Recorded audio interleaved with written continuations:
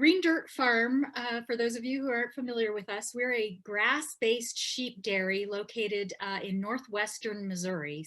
So we make about 8 different styles of cheese, like I mentioned before. This cheese is our Ozark, which this is a relatively new cheese for us. We started making it in 2016. We've got the Ozark in this tasting kit that I sent over to you. And Ozark is, as I mentioned, a mountain style or alpine style blended cow and sheep milk cheese. And one of the things that I think is so fantastic about it, and especially about these two different cheeses you can see here, this one is the Ozark, and you can see that it has this lovely golden color. This one is our 100% sheep's milk Prairie Tomme, also a hard cheese, very similar recipes, but there's a stark difference in the colors, and that's a fascinating thing about cheese, particularly in milk.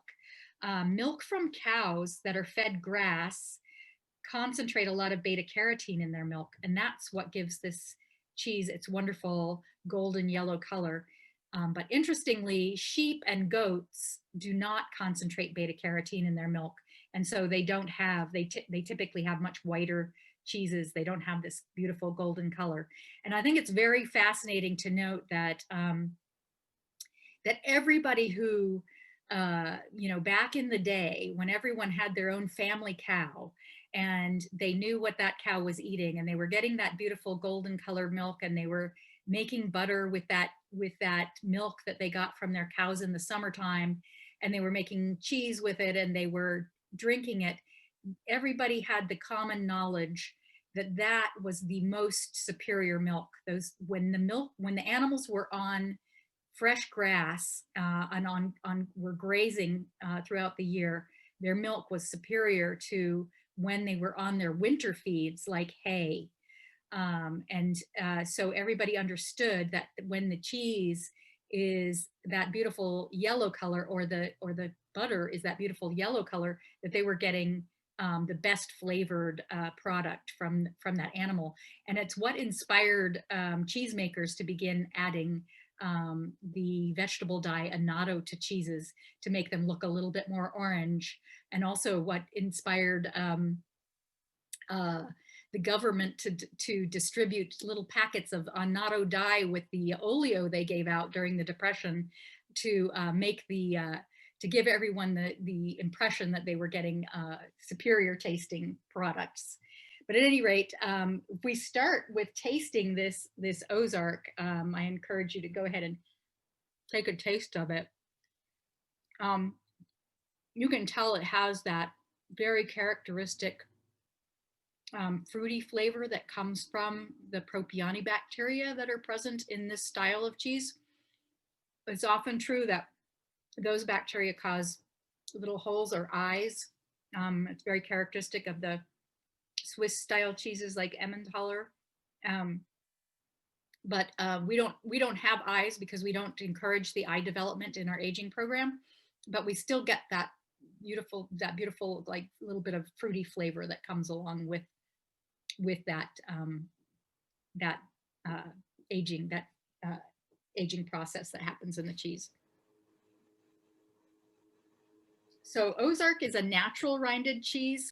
On the outside of the cheese, it has a rind where we just allow the natural microflora in our aging room to populate that rind. We do that by, in the very early stages of the aging of that cheese, we will wash it a few times just to make sure we're getting rid of anything we don't really want to have on that rind. And then after that, once we start to establish this rind, it'll grow in and typically have this bloomy character, white and gray colored molds growing on the outside of it. And we keep the aging room relatively dry in order to develop that rind like that. And well, before we jump in there, In the pairing kit, you had the salami, you have the Effies, and you also have a spread. So with Yes. this type of cheese, what direction did you recommend that they go? Because we can go any direction in there. Well, I really love that vanilla peach bourbon preserves with the Ozark. I think that's a really nice pairing. Um, Whenever I do pairings, I like to try all of the different things with all of the different cheeses. And that the Veneto is a salume from the St. Louis side of our state. A hard cheese made with nutmeg and cloves and I think a little cinnamon in there. And it's also really yummy with the Ozark. Yeah, I find that the Ozark's got a wonderful nuttiness to it. You know, it took me by surprise because of the size and the shape and how it looked. I thought it was going to be a little bit more tangy, and that really was a little bit of a jump to have all that really nice peanut nut, not bitter. It's a really nice. It's not too sweet. It's just got a really nice balance. There's a little bit of that sweet milk in there, that cream that you get from the sheep's milk, that gives us a really great flavor. And I, you know, in your description, you talked about being a little Ophir-like, and I can see that. But this is so much milder than that. But it has all of the structure of the flavor. It has all the nuttiness, the sweet nuttiness, not that bitter nut that you get from Emmentaler in that. So that's really nice. And then with the preserves, it just really brings out that nutmeg and a little bit of sweetness, a little bit of vanilla. They really blend really well. It's not like one's over another. And then you recommended a hoppy beer. So what I thought was I went with the Lagunitas, their daytime IPA. It's got a nice hoppiness to it, but it's also it's got a really nice cleansing. And you know, with all the butter here, I really wanted something that would help it out just a little bit, but I didn't want it to get in the middle. And so that's the direction I took. That sounds fabulous. A little too early for me to have a beer, but Mm. I'm sure that that is really, really delicious. Jim and Kathy Wilson ask, what happens if other undesirable grasses are introduced into our pastures? That happens. We have a number of invasive grass species that we don't want to have in our pastures. We do a lot of different methods for eradicating them. One of them is to concentrate the animals on that pasture until they eat it down so far that it dies back. Another is to mow it a lot. We really mow it heavily.